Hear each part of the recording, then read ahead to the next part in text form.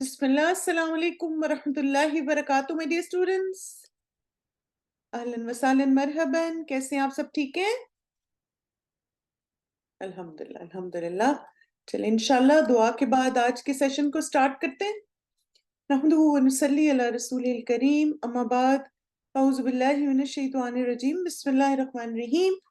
Rabbi इश्रह ली सदरी व यस्सिर ली अमरी वहलुल उक़दतम मिन लिसानी यफ़क़हू क़ौली रब्बि ज़िदनी इल्मा अल्लाहुम्मा हदि क़ल्बी वसद्दिद लिसानी वस्ल सख़ीमत क़ल्बी आमीन सुम्मा आमीन। अल्लाह ताला आपके इल्म और अमल में बरकत अता फरमाए और हर कदम पर हमारे लिए आसानियां फरमाए और हमें मोहसिनीन जैसी नमाज अदा करने की तौफीक अता फरमाए आमीन। सबसे पहले अपनी नीयत अल्लाह के लिए खालिस कर लेते हैं कि हम जो भी इल्म सीख रहे हैं इसमें हम सब का मकसद क्या है, अल्लाह को राजी करें। क्योंकि आप देखें इंसान नमाज अल्लाह के लिए पढ़ता है ना, इबादत है ना वो हमारे रब की। तो हम इस क्लास को क्यों ले रहे हैं? ताकि उस इबादत को खूबसूरत अंदाज में कर सके। इसलिए नहीं कि लोग फिर कहें कि माशाल्लाह कितनी जबरदस्त इनकी नमाज है, कितनी इनकी अच्छी नमाज है, ये बड़ी लंबी नमाज पढ़ती हैं। नहीं, हमें ऐसा कुछ भी नहीं चाहिए। हम ये इल्म हासिल क्यों कर रहे हैं? कि अल्लाह ताला का चेहरा हासिल हो जाए, अल्लाह हमसे राजी हो जाए और हम मुहसिनीन जैसी नमाज अदा करें इंशाल्लाह। तो चलिए नियत के इखलास की दुआ मांगते। अल्लाहुम्मा वफ़िक़नी लिमा तुहिब्बु व तर्दा, कि अल्लाह मुझे तौफीक दें कि मैं वो अमल करूं जिससे आप मोहब्बत करते हैं और राजी होते हैं। आमीन। अच्छा, पिछली दफा मैंने देखा था आपके आप में से कुछ स्टूडेंट्स के बहुत सारे सवालात थे वुदू के हवाले से, और कुछ के ऐसा डिस्चार्ज हो तो क्या नमाज हो जाती है या नहीं। तो आप देखें कि अल्हम्दुलिल्लाह हमारी एक टीचर हैं सिस्टर रूबी तारिक, उन्होंने 3 क्लासेस में फिक्र ऑफ तहारा बहुत डिटेल से पढ़ाई है। और जितने भी खवातीन के मसले हैं ना, पीरियड से रिलेटेड हैं या लिकोरिया है या डिस्चार्ज है, उन्होंने सारे मसाइल को उसमें डिस्कस किया और डिटेल में सारी बातों का जवाब दिया है फ्लो चार्ट्स के साथ। उसकी वीडियो रिकॉर्डिंग हमारे यूट्यूब चैनल पे अवेलेबल है। आप अगर यूट्यूब पे जाएं, अल हुदा ऑनलाइन हमारा चैनल है, इस तरह का गोल्डन आपको लोगो नजर आएगा, उसमें प्लेलिस्ट आपको एक नजर आए, प्लेलिस्ट में फिर जाएं, ठीक है। तो फिक ऑफ तहारा उर्दू ये प्लेलिस्ट है, इसमें आपने फिर वो सारी जैसे जो सीरीज है फिक ऑफ तहारा की, आप उसको सुन लें तो अल्हम्दुलिल्लाह मेजॉरिटी जो आपके वुदू से रिलेटेड, गुसल से रिलेटेड सवालात हैं सब कवर हो जाएंगे। और इसी तरह जो आपकी ये वाली क्लास है सलाह की, अगर आपका कोई भी लेक्चर मिस हो जाता है और आप उसको दोबारा सुनना चाहते हैं या किसी से शेयर करना चाहते हैं तो ये भी अवेलेबल है। यहाँ पे आप लेट्स इम्प्रूव आवर सलाह, ये प्लेलिस्ट इसकी भी बनी हुई है, ठीक है। तो ये हमारा यूट्यूब का चैनल है अल हुदा ऑनलाइन, इसमें जाके आप फिक ऑफ तहारा से सारे लेक्चर सुन लें, ठीक है। क्योंकि आप देखें कि ये जो हमारी क्लास है ना, इसमें तो हम शराइत पे फोकस कर रहे हैं, मेनली नमाज का टॉपिक है ना ये। और फिर ये कि बहुत ज्यादा मगर मसले मसाइल में जाएंगे तो फिर जो हमारा मेन कंटेंट है वो कवर होने से रह जाएगा। और जाहिर है आपके भी बहुत सारे जेन्युइन क्वेश्चन हैं जिनके आंसर्स होने चाहिए। इन्हीं मकासद के लिए हमने फिर ये फिक ऑफ तहारा का सब्जेक्ट भी पढ़ाया था। तो इंशाल्लाह बहुत बेनिफिशियल है, खासतौर पर जिन सिस्टर्स के कोई ऐसे इश्यूज हैं कि आपको वुजू या गुस्ल में मसला होता है तो आप जरूर इस सीरीज को सुन लें, ठीक है। और इंशाल्लाह इस क्लास में हम फोकस क्या करेंगे कि अपनी नमाज को दुरुस्त करें, क्योंकि जिसकी नमाज दुरुस्त होगी उसके सब काम दुरुस्त हो जाते हैं। आज का सबक इंशाल्लाह, एक तो नमाज की 9 शराइत आपको याद होगी, ये बताएं। आप उंगलियों पे गिन के बता सकते हैं? माशाल्लाह, अल्लाह मुबारक, गुड। हमने रफुल हदस के टॉपिक स्टार्ट किया था, यानी बावुजू होना। उसके मजीद कुछ अहकामात रह गए थे, वो इंशाल्लाह हम करेंगे। फिर वुदू में अल्लाह सुब्हान ताला ने जो आसानियां हमें दी वो हम इंशाल्लाह आज कवर करेंगे। तयम्मुम का तरीका, क्योंकि ये वुजू का ऑल्टरनेट है, अगर पानी ना मिले तो क्या करें। और उसके बाद नमाज की छठी शर्त है सतरुल औरा, तो अगर हमें टाइम मिला तो इंशाल्लाह हम उसको भी आज कवर करेंगे। तो नमाज की 9 शराइत है अल्हम्दुलिल्लाह। अच्छा, आप देखें कि एक उस्ताजा की मुझे बहुत अच्छा जुमला लगा था जब उन्होंने हमें हय्या अलस सलाह का सब्जेक्ट पढ़ाया था। تو کسی اسٹوڈنٹ نے اسی طرح کچھ سوال پوچھا نا کہ مثلا یہ اتنی ڈیٹیل میں ہم شرائط کے بارے میں جان رہے ہیں اور سارا کچھ، تو اس کی کیا وجہ ہے نا؟ تو انہوں نے کہا کہ دیکھیں ہر کام کا نا ایک پروٹوکول ہوتا ہے، ایسا ہی ہے نا، یعنی ایک طریقہ کار ہوتا ہے اس کام کو کرنے کا۔ اور ہماری عبادات میں 2 عبادات ایسی ہیں جن میں لباس کی وضاحت کی گئی ہے خاص طور پہ، ایک تو نماز ہے، دوسری کون سی ہے؟ ایک اور عبادت ہے نا جس میں نماز کو یعنی لباس کو واضح کیا گیا، شاباش، جو حج عمرہ کرتے ہیں۔ تو اس لیے آپ دیکھیں کہ یہ ہمارا ایک ڈریس کوڈ ہے جس کو ہم نے فلفل کرنا ہے، اور اس لیے ان سب باتوں کو جاننا ضروری ہے کہ جب ہم نماز پڑھ لیں تو اس کی کچھ شرائط ہیں اور ان کو ہم نے فلفل کرنا ہے، تب ہم اس عبادت میں زیادہ لطف اٹھا سکیں۔ اب آپ دیکھیں کہ جیسے جب آپ ان کو پورا نہیں کرتے تو نماز میں خلل کیسے آتا ہے نا؟ جیسے کچھ تو آپ دیکھیں بیسک شرائط ہیں ہماری الحمدللہ، جیسے مسلمان ہونا، عاقل ہونا، صحیح غلط کی پہچان ہونا۔ پھر اس کے بعد اگر باقی شرائط کو آپ دیکھیں تو ان میں کوئی نہ کوئی ہمیں ایک حکمت اس طرح نظر آتی ہے کہ اس کا امپیکٹ ہماری اسپرٹ پہ ہوتا ہے یا ہماری روح پر ہوتا ہے نا، بالکل۔ تب آپ دیکھیں کہ ازالت النجاسہ یعنی ہم فزیکلی اپنے آپ کو پیور کرتے ہیں، اور 3 جگہوں کو پیور کرتے ہیں، اپنے جسم کو صاف کرتے ہیں، اپنے لباس کو، اور ساتھ ہی جس جگہ ہم نماز پڑھیں گے اس کو بھی صاف کرتے ہیں۔ پھر اس کے بعد رفع الحدث، یہ ہماری اسپرچل پیورٹی ہے، یعنی جو چیزیں ہو سکتا ہے آپ کا لباس بھی صاف ہو، آپ کا جسم بھی صاف ہو، جگہ بھی صاف ہو، لیکن آپ چونکہ وضو کی حالت میں نہیں ہیں، آپ اسپرچلی پیور نہیں ہیں، تو آپ نماز نہیں پڑھ سکتے۔ تو اس لیے آپ نے آپ کو اسپرچلی بھی ہمیں پیور کرنا ہے۔ پھر ڈریس کوڈ ہمیں بتا دیا گیا نماز کا، وقت کا داخل ہونا، قبلہ رخ ہو کر نماز پڑھنا، اور نیت اللہ کے لیے خالص ہونا۔ اب آپ دیکھیے جب ہم ان ساری کنڈیشنز کو میٹ کرتے ہیں نا، تو سب سے پہلی چیز جو ایک نمازی اچیو کرتا ہے وہ ہے نماز کا خشوع۔ جب آپ صاف ستھرے کپڑوں کے ساتھ، صاف جسم کے ساتھ، اچھے وضو کے ساتھ، سطر کو پراپر کور کر کے، نماز کے وقت میں صحیح ڈائریکشن میں کھڑے ہو کے اللہ کے لیے نیت خالص کر کے نماز پڑھتے ہیں، اس نماز کا لطف ہی اور ہوتا ہے۔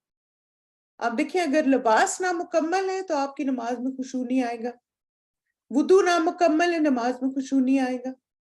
تو یہ ساری شرائط ہماری نماز کی کوالٹی کو بہتر کرتی ہیں، تو اس لیے ہم ان کو ڈیٹیل میں سیکھ رہے ہیں ساتھ ساتھ، ٹھیک ہے؟ تو جیسے ہم نے بات کی کہ رفع الحدث یہ اسپرچل پیورٹی ہے کہ ہم اپنے آپ کو باوضو لے کر آتے، باوضو کرتے ہیں تاکہ ہم نماز کے لیے تیار ہو سکیں۔ تو الحمدللہ ہم نے وضو کا جو مسنون طریقہ تھا وہ لاسٹ کلاس میں ہم نے مکمل کر لیا، اور پھر جو وضو کے بعد کے 3 اذکار ہیں الحمدللہ وہ بھی ہم نے کور کیے تھے۔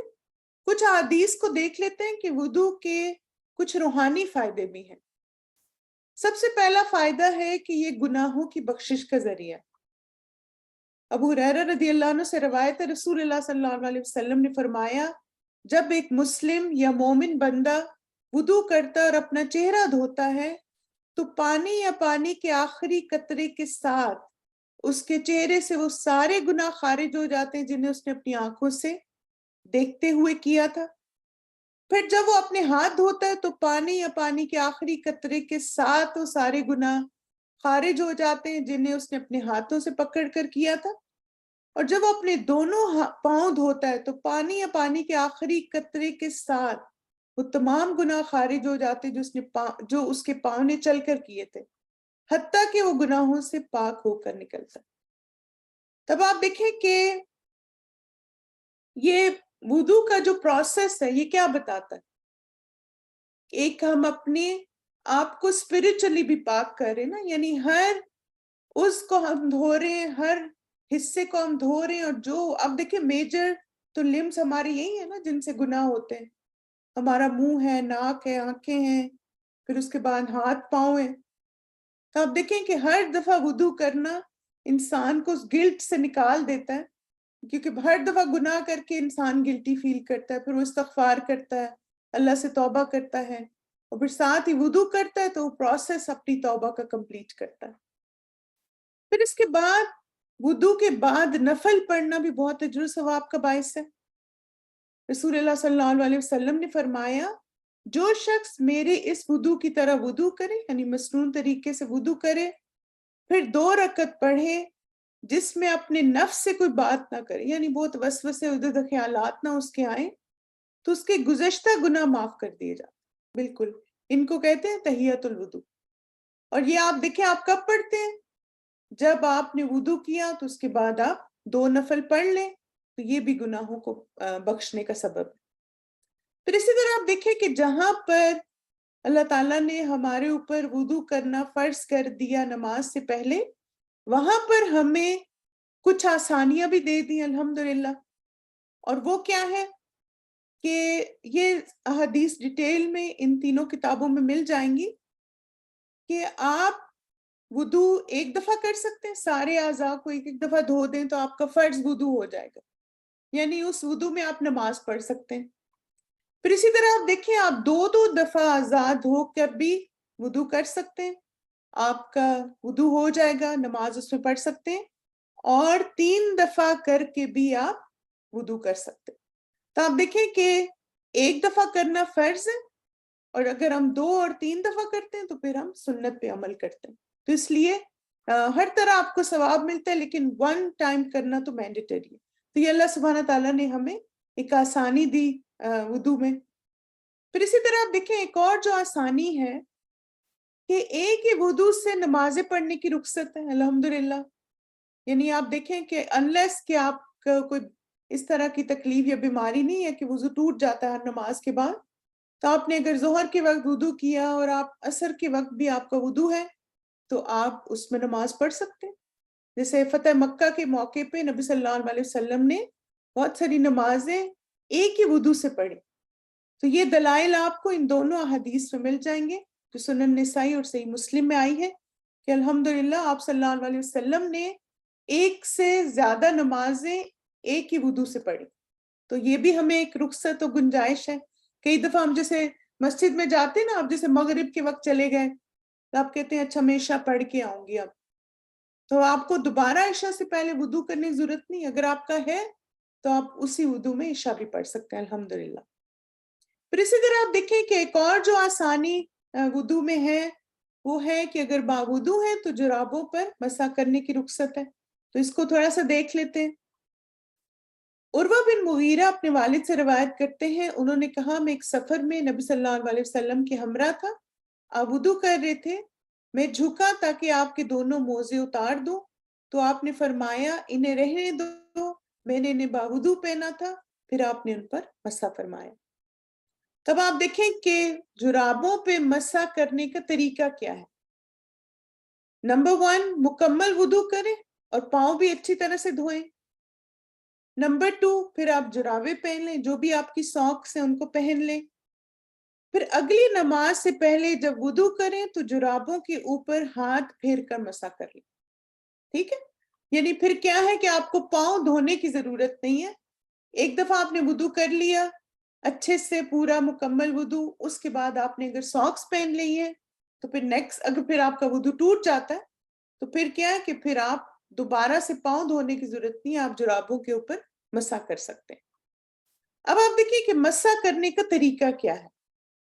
مسح کرنے کا طریقہ یہ ہے کہ انگلیاں گیلی کریں، پھر انہیں پاؤں کے اوپر سے پنڈلی تک ایک دفعہ پھیر دیں۔ آپ دیکھیں اس طرح انگلیاں کھول کے رائٹ سے رائٹ پاؤں پہ اور لیفٹ ہاتھ سے لیفٹ پاؤں پہ ایک ہی دفعہ آپ نے دونوں ہاتھوں سے مسح کر لینا پاؤں کے اوپر، اور پاؤں کے نیچے سے نہیں کرنا۔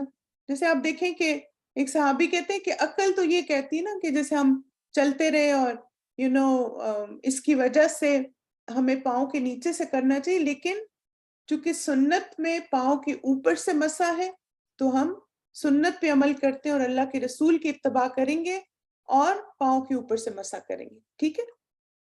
پھر اب آپ دیکھیں کہ مسح کا طریقہ ایک دفعہ دیکھ لیں، یہ اسلام کی ہوئے کہ میں نے ریفرنسز یہاں لکھے ہیں۔ وہاں پہ آپ کو یہ ساری احادیث کی ڈیٹیل بھی مل جائے گی کہ دائیں پاؤں کا مسا دائیں ہاتھ سے اور بائیں پاؤں کا مسا بائیں ہاتھ سے کرنا. مسا کرتے وقت انگلیاں پھیلا دی جائیں اور ایک بار مسا کرنا کافی. اب دیکھیں یہ ایک رول بھی بہت اچھا علماء دیتے ہیں کہ اعضاء جب ہم پانی سے دھوتے ہیں تو ایک دفعہ سے زیادہ ہے, جیسے 2-3 دفعہ بھی, لیکن مسا جب بھی کریں گے وہ ایک دفعہ ہوگا. اچھا, کیا پاؤں کے علاوہ بھی کوئی مسا کرتے ہیں آپ نماز میں؟ یہ بتائیں. سوری, وضو میں کوئی مسا کرتے ہیں؟ کرتے ہیں نا مسا. کہاں کرتے ہیں؟ سر پہ مسا کرتے ہیں. کتنی دفعہ ہے؟ ایک دفعہ. پھر آپ دیکھیں کانوں کا بھی مسا کرتے ہیں. کتنی دفعہ ہے؟ ایک دفعہ. اسی طرح جب آپ جرابوں کے اوپر مسا کریں گے تو بھی کتنی دفعہ ہوگا؟ ایک دفعہ. تو کوئی بھی مسا جب کیا جائے تو وہ ایک دفعہ ہوگا. پھر اسی طرح اگر کسی مجبوری میں دونوں ہاتھوں سے نہ کر سکیں, اب آپ دیکھیں ایسا بھی ہوتا ہے کچھ لوگوں کو گھٹنے کی تکلیف ہے, بیک کی, آپ زیادہ جھک نہیں سکتے, دونوں چیزیں دونوں ہاتھ نہیں آپ کے پاؤں تک پہنچ رہے, تو پھر آپ کیا کریں؟ تو پہلے دائیں ہاتھ سے دایاں پاؤں اور پھر بائیں پر کر لیں. ٹھیک ہے, یعنی پھر رائٹ ہینڈ سے 1 at a time آپ کر سکتے ہیں بعض دفعہ اگر کبھی مجبوری ہو, لیکن پسندیدہ کیا ہے کہ سیدھے ہاتھ سے سیدھے پاؤں پہ اور الٹے ہاتھ سے الٹے پاؤں. اچھا, ہم جراب کے نیچے کے بجائے اوپر مسا کیوں کرتے ہیں؟ ٹھیک ہے, یہ ابن عثیمین سے بھی یہ سوال پوچھا گیا تھا, تو انہوں نے کہا تھا کیونکہ یہ مسا صفائی کے لیے نہیں ہے بلکہ یہ سنت پر عمل اور عبادت. تو بہت پیارا انہوں نے جواب دیا کہ ہم جو مسا کرتے ہیں وہ ہم سنت پہ عمل کر رہے ہیں اور سنت پر عمل کرنا عبادت ہے. اچھا, یہ بتائیں کہ موزوں پر مسا کے لیے جب بھی ٹھنڈ لگے موزے پہن لیں اور وضو کے بعد ان پر مسا کر لیں. آپشن 1 جی نہیں, انہیں باوضو پہنا ہو. جی ہاں, مسا کی رخصت سے فائدہ اٹھا. آپشن 1 اور 2.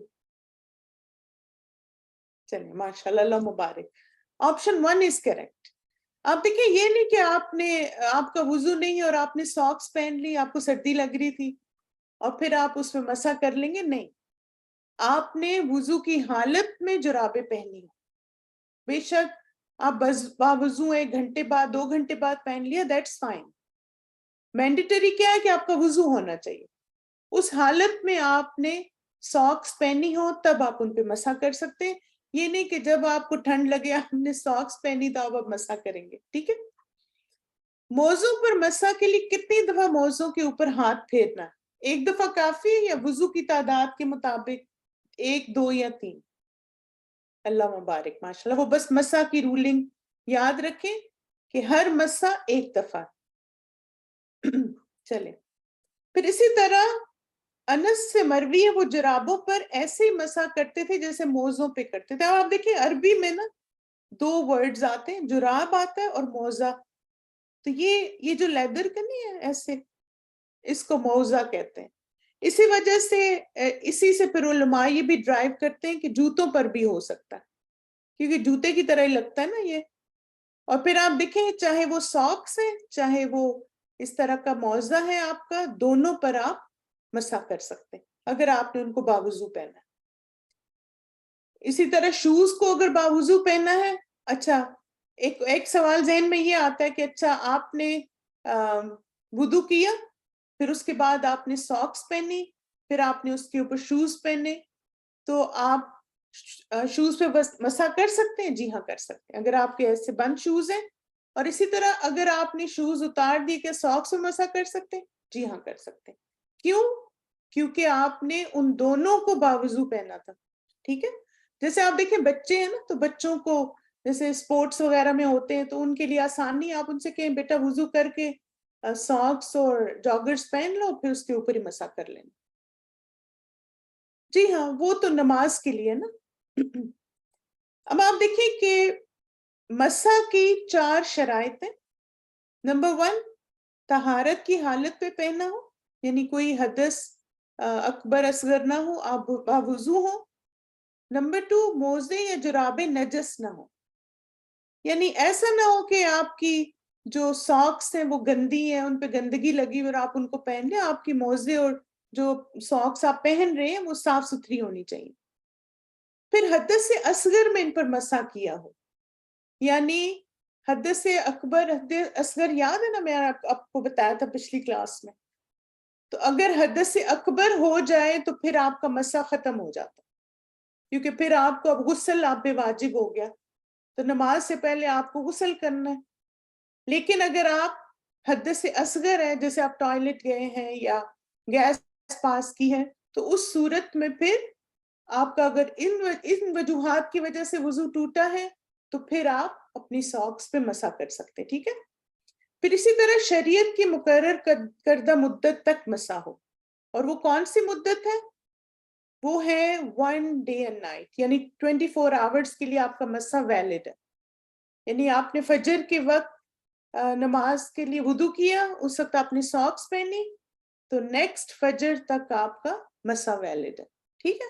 24 hours ہیں جو گھر میں رہنے والے لوگ ہیں، اور 3 days ہیں ٹریولر کے لیے. ٹھیک ہے. یہ اللہ سبحانہ تعالیٰ نے رخصت دی.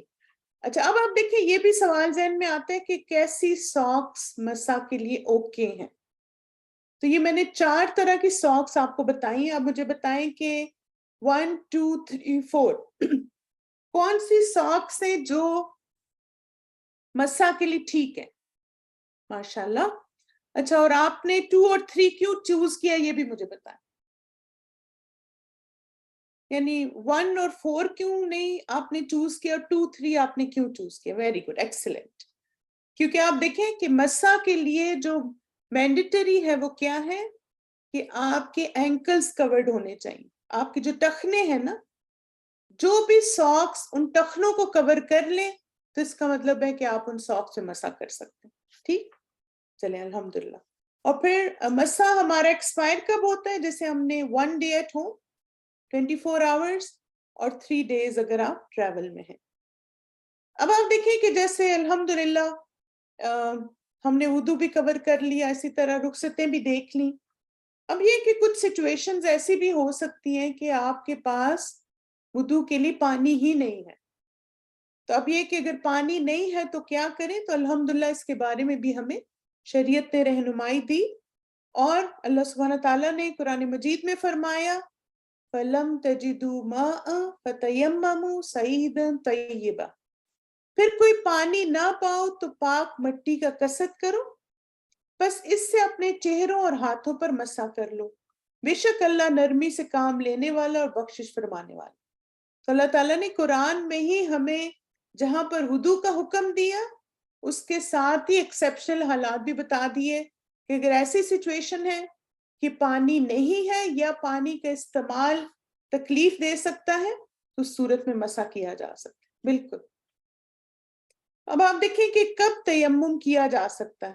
آپشن 1 ہے کہ جب پانی اویلیبل نہ ہو، اور آپشن 2 جب پانی کے استعمال سے بیماری بڑھنے کا اندیشہ ہو، یا مثلاً جو پیشنٹ ہے، جو مریض ہے، وہ ایسی حالت میں کہ وہ اٹھ کے بستر سے نہیں جا سکتا. جیسے آپ دیکھیں مثلاً آئی سی یو میں پیشنٹس ہوتے ہیں، وہاں پہ آپ دیکھیں کسی چیز کی اجازت نہیں ہوتی، یعنی اٹھ کے نہیں وہ جا سکتے، تو ان کے لیے بھی اس چیز کی رخصت ہے کہ وہ تیمم کر لیں. ٹھیک ہے.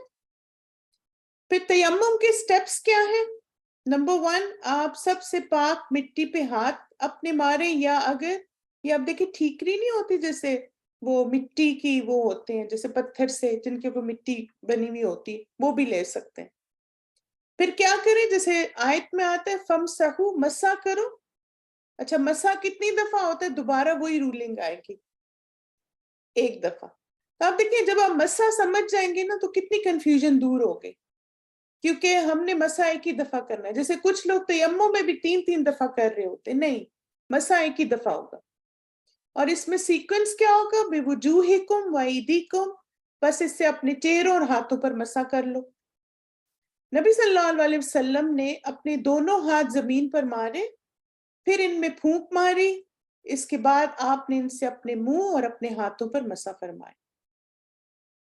تو سب سے پہلے اپنا جیسے منہ پہ ہاتھ پھیریں گے، پھر اس کے بعد ہاتھوں پہ. ٹھیک ہے. چلیں انشاءاللہ، چونکہ یہ آپ کو کبھی ضرورت پڑ سکتی ہے تو اس کا ڈیمو بھی دیکھ لیتے ہیں کہ تیمم کرنے کا طریقہ کیا ہے. But the authentic hadith only one. Okay, up to the wrist, not up to the elbow. Okay? Touch.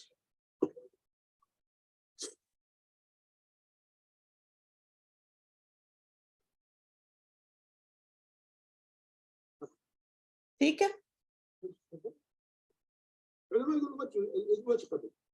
اب آپ دیکھیں سب سے پہلے انہوں نے کیا کیا تھا؟ ہاتھ زمین پہ مارے، خشک مٹی پہ، ٹھیک، پھونک ماری، اور پھر منہ پہ ہاتھ پھیرا اور پھر ہاتھ. اور اب دیکھیں ایک اور چیز بھی وہ کلیئر کر رہے ہیں اس میں کہ اپ ٹو دا رسٹ ہے، یعنی آپ نے بازو تک نہیں دھونا. جی ہاں بسم اللہ پڑھ سکتے ہیں بالکل. اچھا یہ بتائیں کہ نماز کے لیے پانی نہ ہونے کی وجہ سے تیمم کیا آپ نے، ٹھیک ہے، کیا اگلی نماز سے پہلے پانی آ گیا تو کیا کریں؟ اگر تیمم باقی ہے تو نماز پڑھ لیں، پانی آتی تیمم ختم ہو جاتا. ماشاء اللہ، good job everyone, excellent, اللہ مبارک. آپ دیکھیں کہ جیسے ہی پانی مل گیا اب تیمم ختم. یہ نہیں کہ آپ نے ابھی تک تیمم باقی ہے آپ کا اور آپ اسی میں آپ دوسری بھی نماز پڑھ لیں کہ اب کیا تو ہے تو چلو اسی کو. نہیں، جب پانی آ گیا، کیونکہ آپ دیکھیں تیمم ایکسیپشنل حالات کے لیے تھا نا، کہ پانی نہیں تھا آپ کے پاس، اب آ گیا تو اب آپ وضو کر لیں. ابو ذر رضی اللہ عنہ کہتے ہیں رسول اللہ صلی اللہ علیہ وسلم نے فرمایا بے شک پاک مٹی مسلمان کے لیے طہارت کا باعث ہے، اگرچہ وہ 10 سال تک پانی نہ پائے. یعنی اگر 10 سال تک اتنا پانی ہے کہ صرف ضرورت پوری کر سکتے ہیں تو پھر کیا 10 سال تک بھی تیمم کر سکتا ہے. پھر جب وہ پانی پا لے تو اس سے اپنی کھال یعنی جسم پر بہائے، یہی اس کے لیے بہتر ہے. ٹھیک ہے، تو اس حدیث سے بھی بات کلیئر ہو گئی کہ اگر 10 سال تک پانی نہیں ملتا تو پھر کیا ہے کہ آپ تیمم کر سکتے ہیں، لیکن جب پانی آ جائے تو پھر تیمم ختم. اب یہ ہے کہ کون سا کس مٹی سے تیمم کیا جا سکتا ہے. تو ایک تو آپ دیکھیں یہ دارالسلام کی یہ تیمم پیڈز بھی ملتے ہیں، تو جیسے آپ اس کو منگوا کے اس میں سے تھوڑی سی مٹی نکال کے رکھ سکتے ہیں اور ان کے اوپر بھی ویسے آپ ہاتھ مار کے کر سکتے ہیں، تو بہت لائٹ ویٹڈ اور ہینڈی سے ہیں یہ. اچھا یہ بتائیں کہ اگر مٹی نہ ملے تو کیا مجبوری کی حالت میں ٹیلکم پاؤڈر سے تیمم کر سکتے ہیں؟ نہیں کر سکتے. کیوں بھئی؟ اب آپ کو مٹی مل ہی نہیں رہی تو کیا کریں پھر؟ کیونکہ حدیث میں ہمیں مٹی کے بارے میں بتایا گیا، پھر قرآن مجید میں ہمیں پاک مٹی کا لفظ استعمال کیا گیا، تو ٹیلکم پاؤڈر پاک مٹی تو نہیں ہوتی نا. اسی طرح آپ دیکھیں کہ بعض لوگ جو ہیں وہ چونا اور اس طرح کی چیزیں، بعض لوگ بیڈ شیٹ پہ ہاتھ پھیر کے کہتے تیمم ہو گیا. تیمم پاک مٹی سے ہوتا ہے. ٹھیک ہے. اچھا ایک اور کویسچن ہے کہ شادی کے دن دلہن کے لیے میک اپ کی وجہ سے وضو کرنا مشکل ہو تو کیا وہ تیمم کر سکتی ہے؟ آپ دیکھیں نا بیچاری اتنے ہزاروں خرچ کر کے اسے میک اپ کروایا ہے، تو اب وہ میک اپ اتار دے اپنا. شاباش، بالکل. ایک تو آپ دیکھیں کہ زیادہ تر شادیاں یوزلی رات کو ہوتی ہیں، تو موسٹلی اس کی مغرب عشاء ہی آئے گی نا ویڈنگ کے ٹائم میں، تو اس حساب سے اپنی نمازوں کو پلان کر لیں، اور پھر یہ ہے کہ باوضو رہے، اور پھر اگر نماز کا وقت آ جاتا ہے شادی کے فنکشن کے دوران تو نماز ادا کرے. لیکن میک اپ کرنا کوئی ایسا عذر نہیں ہے جس کی وجہ سے دلہن جو ہے وہ تیمم کرے. ٹھیک ہے. چلیں اب الحمدللہ ہمارا رفع الحدث کا جو ٹاپک ہے وہ مکمل ہو گیا، اللہ کا احسان ہے. اب آپ نے کرنا کیا؟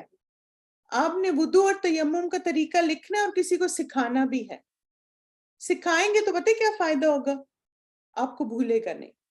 اور اسی طرح آپ دیکھیں کہ بہت اچھی ویب سائٹ ہے canva.com، یہ ایپ ہے ان کا، اور اس میں نا بہت مزے کے فلو چارٹس آپ کو مل جائیں گے. تو آپ جیسے ایک اچھا سا فلو چارٹ بنا کے वुदू के सारे स्टेप्स, तयम्मुम के सारे स्टेप्स, और फिर आप फैमिली से भी शेयर कर सकते हैं, बच्चों को सिखा सकते हैं, क्योंकि जैसे आप सिखाते हैं आपको कभी नहीं भूलेगा इंशाल्लाह। और इसी तरह जैसे मैंने आपको बताया कि अगर तहारा से रिलेटेड आपके क्वेश्चंस हैं तो आप, हमारा YouTube का चैनल है अल हुदा ऑनलाइन का, वहां पे जाइए, उसमें पूरी प्लेलिस्ट में सारे तहारत के लेक्चर्स अवेलेबल हैं, बहुत डिटेल में सब बात है, उनको आप सुन सकते हैं। और आज की क्लास में कुछ मिस हो गया, दोबारा सुनना चाहते हैं, इसकी प्लेलिस्ट भी अवेलेबल है। चलिए अब हम अगली शर्त है नमाज की, और वो है सतर को ढांपना। ये भी बहुत इंपॉर्टेंट है, और आप देखें कि बाद ब्रदर्स का तो इतना इशू नहीं होता, लेकिन सिस्टर्स को बहुत ज्यादा इसमें अपने आप को एजुकेट करने की जरूरत है कि नमाज के दौरान हमारा ड्रेस कैसा होना चाहिए। तो ये नमाज की छठी शर्त है, और अल्लाह सुब्हान ताला ने कुरान मजीद में हमें फरमाया, खुज़ू ज़ीनतकुम इंद कुल्ली मस्जिद, हर नमाज के वक्त अपनी आराइश यानी लिबास पहन लिया कर।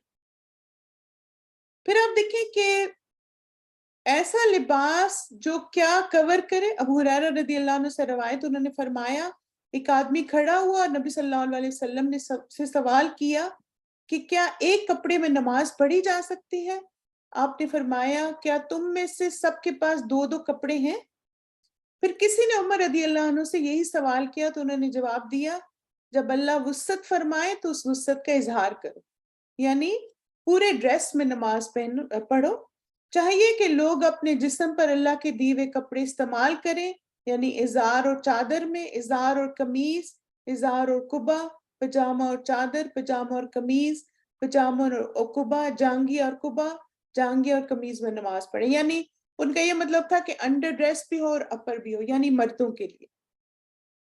फिर अब आप देखें कि मर्द का सतर क्या है। जाहिर है आपके बच्चे भी हैं, बच्चों को भी आपने सिखाना है, तो कम से कम जो है, यानी जो कि नमाज के लिए रिक्वायर्ड है, अगर मजबूरी है किसी के पास ज्यादा यानी पूरा ड्रेस नहीं है, तो नाफ से घुटनों तक यानी नेवल टू नीज जो है, ये मैंडेटरी है सारे बॉयज के लिए और मेन के लिए कि नमाज के दौरान कम से कम इतना हिस्सा कवर होना चाहिए, ये मजबूरी की हालत में। लेकिन वैसे नमाज के दौरान मर्दों ने कंधों से लेके एंकल से ऊपर तक सारा कवर करना है अपने आप, ठीक है। और जो टोपी है या कूफी आप पहनते हैं, तो आप देखें कि उसमें उलमा कहते हैं कि मुस्तहिब है, अगर कोई मर्द पहन लेता है तो ठीक है, नहीं पहनते तो आपकी नमाज हो जाएगी। लेकिन शोल्डर से लेके टखनों के ऊपर तक ये मर्दों का सतर है नमाज के लिए। अगर नाइट ड्रेस भी आप देखें कि अगर सतर कवर कर रहे हैं तो ठीक है। अबू हुरैरा रज़ी अल्लाह अन्हु से मरवी है, रसूलुल्लाह सल्लल्लाहु अलैहि वसल्लम ने फरमाया, तुम में से कोई शख्स इस तरह एक कपड़े में नमाज ना पढ़े कि उसके कंधों पर कुछ भी कपड़ा ना हो, ठीक है।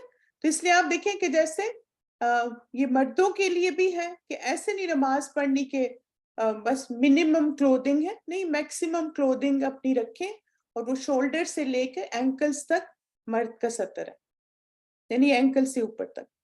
अब औरत का सतर क्या है? सर से पांव तक उसने अपने आप को पूरा ढकना है, हाथ और मुंह खुले रखना जायज है, ठीक है। नमाज के लिए हर वो लिबास शरई है जो चेहरा और हाथों के अलावा सारे जिस्म के लिए सातिर और ढीला ढाला हो, और जिस्म के किसी उज़्व को नुमाया ना करता हो।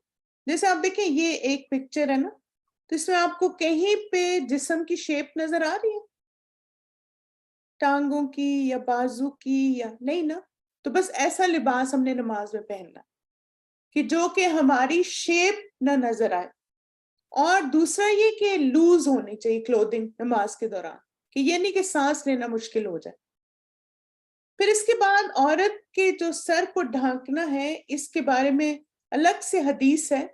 आयशा रदी अल्लाह अन्हा से रवायत है कि नबी सल्लल्लाहु अलैहि वसल्लम ने फरमाया, अल्लाह किसी बालिग औरत की नमाज ओढ़ने के बगैर कबूल नहीं फरमाता। जो अरबी में लफ्ज आता है ना, खुमार का आता है, जो आप यानी दुपट्टे के लिए इस्तेमाल करते हैं, यानी बड़ी चादर जब तक उसने नहीं ली हुई उसके बगैर नमाज नहीं होती। अब नमाज के दौरान औरत का लिबास कैसा होना चाहिए?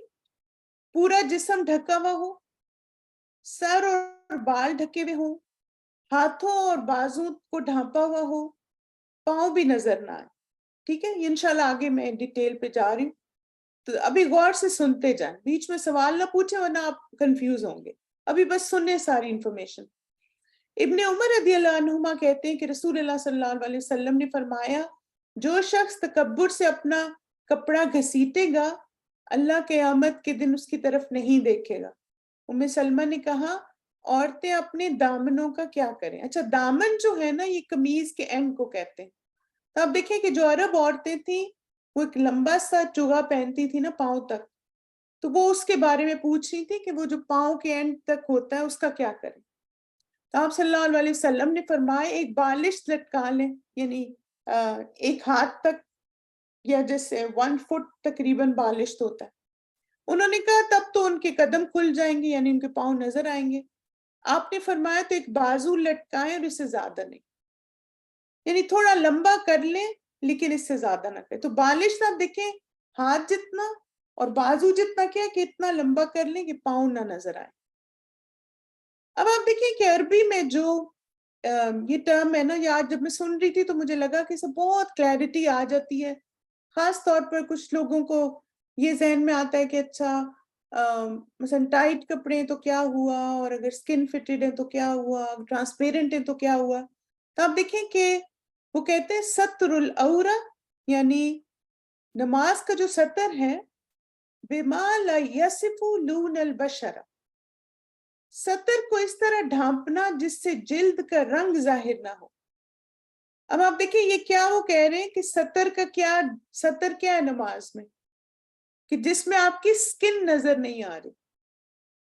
تو اس کا مطلب ہے کہ اگر آپ کے کپڑے ٹائٹ ہیں تو آپ دیکھیں اس سے آپ اپنی سکن کو ڈسپلے کر رہے ہیں, اگر وہ ٹرانسپیرنٹ ہے تو بھی سکن ڈسپلے ہو رہی ہے. ٹھیک ہے,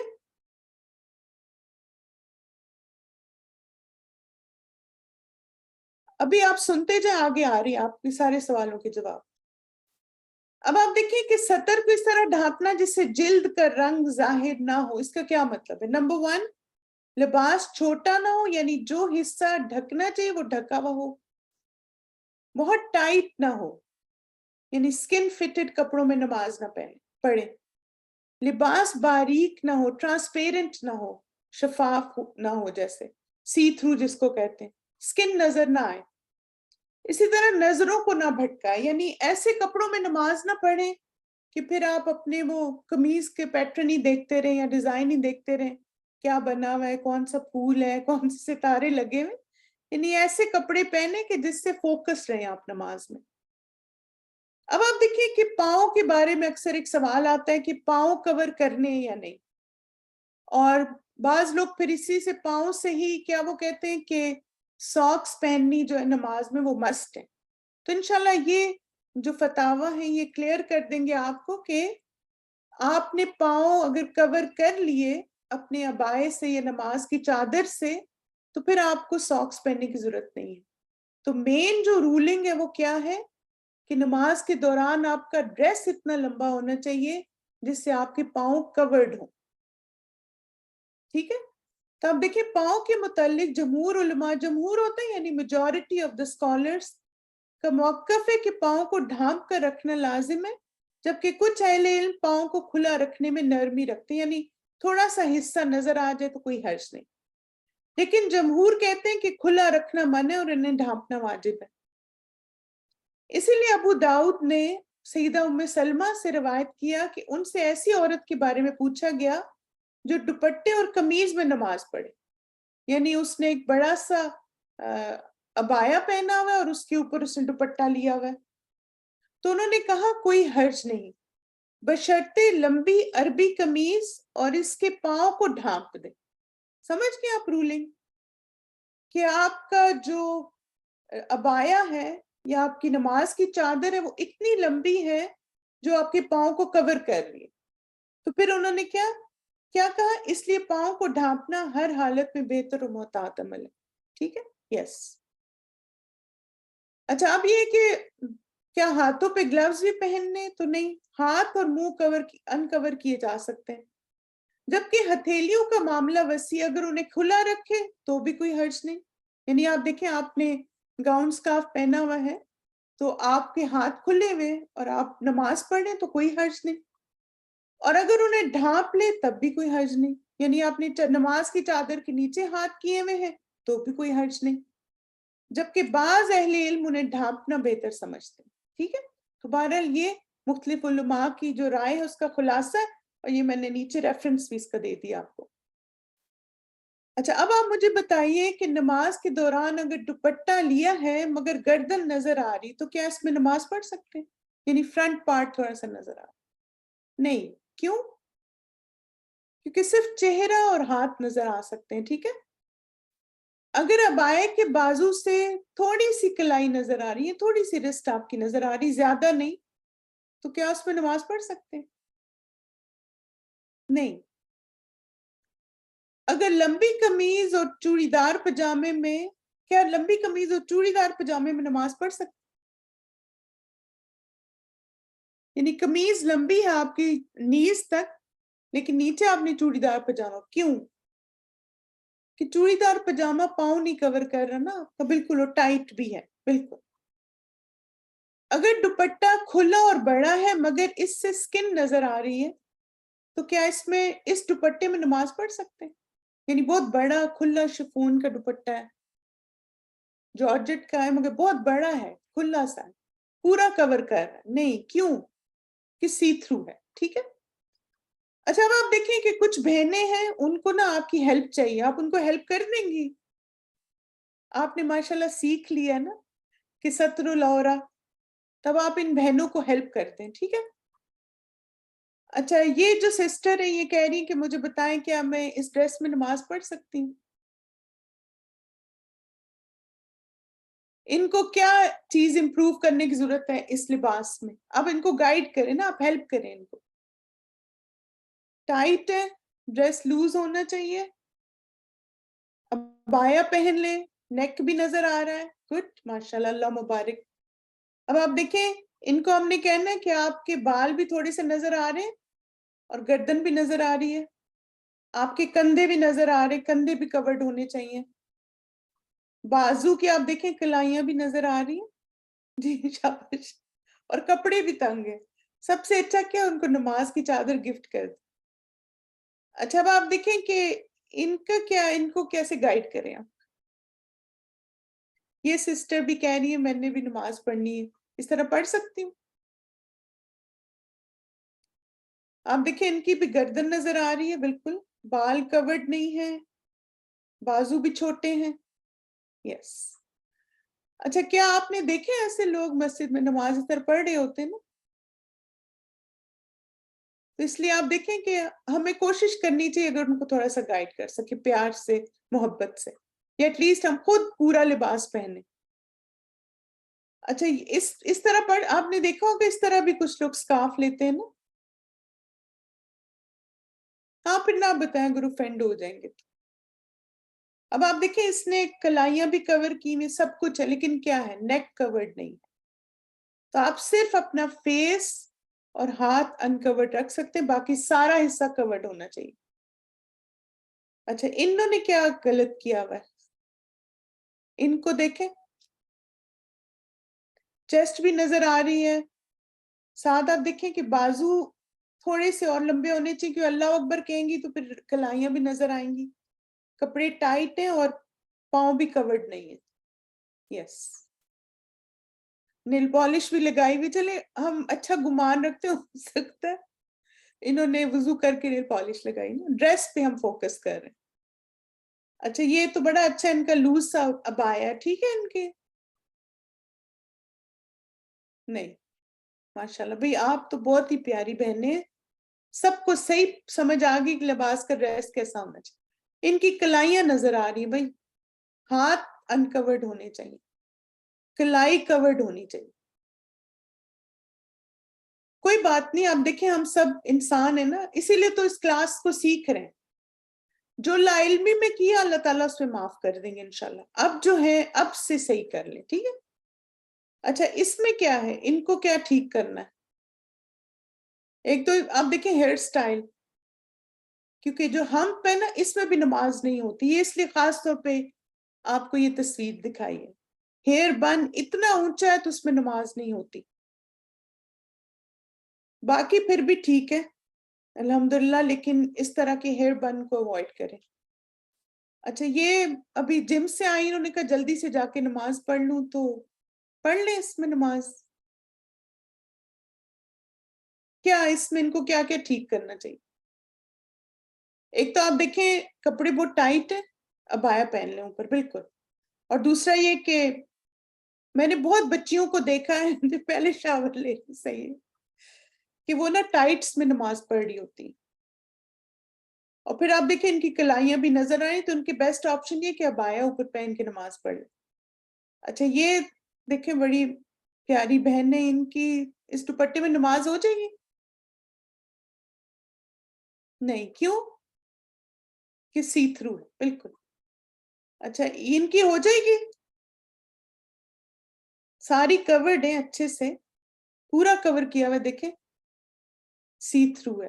اور مجھے لگتا ہے اس میں بہت زیادہ آپ کو کیئرفل ہونا ہے، کیونکہ بہت ساری ہماری سسٹرز، آپ دیکھیں ایون نماز کی کچھ چادریں بھی سی تھرو ہوتی ہیں، وہ بھی دھیان رکھیں. یہ نہیں کہ نماز کی چادر ہے تو بس اس میں پہن لیا. نماز کی چادر بھی اتنی تھک ہونی چاہیے کہ اس میں ایسے، آپ دیکھیں یہ کاٹن ہی ہے نا اس نے جو پہنا ہوا ہے، لیکن سارا جسم نظر آ رہا ہے. یس تو یہ والا اس طرح کے دوپٹے میں نماز نہیں ہوتی. پھر آپ دیکھیں یہ والے ہیئر سٹائلز جو ہیں نا آپ نے نماز میں اوائڈ کرنے، کیونکہ خاص طور پہ جو اونٹ کی کوہان کا لفظ آتا ہے نا، تو اتنا اونچا بن نہ بنائے،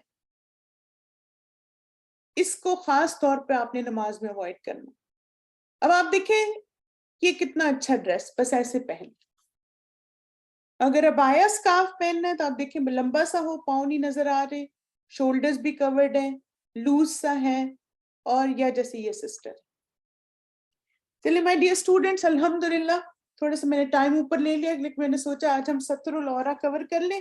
آئی ہوپ آپ کی نماز کا ڈریس سب صحیح ہو جائے گا سب کا انشاءاللہ، اور اللہ تعالیٰ آپ کو جزائے خیر دے، آپ نے اتنی بہنوں کی رہنمائی کی ہے. جزاکم اللہ خیرن کثیرا مائی ڈیئر سسٹرز، بارک اللہ فیکم، سبحانک اللہم و بحمدک، اشہد ان لا الہ الا انت، استغفرک و اتوب الیک. السلام علیکم ورحمۃ اللہ وبرکاتہ. آپ دیکھیں اگر آپ گھر پہ ہیں تو آپ عبایا پہن، آپ دیکھیں نماز کا ایک ڈریس ہمارا ہونا چاہیے، کیونکہ 10-15 منٹ کے لیے تو ہم نے وہ ڈریس پہننا ہے، سارا دن تھوڑی پہن کے رکھنا ہے. چاہے ہم گھر میں نماز پڑھیں چاہے گھر سے باہر پڑھیں، نماز کا لباس پرفیکٹ ہونا ضروری ہے انشاءاللہ. چلیے مائی ڈیئر سسٹرز، ہم ایک شارٹ سی بریک کریں گے، اس کے بعد ہماری صحابیات کی کلاس ہے، اس کو انشاءاللہ سٹارٹ کرتے ہیں.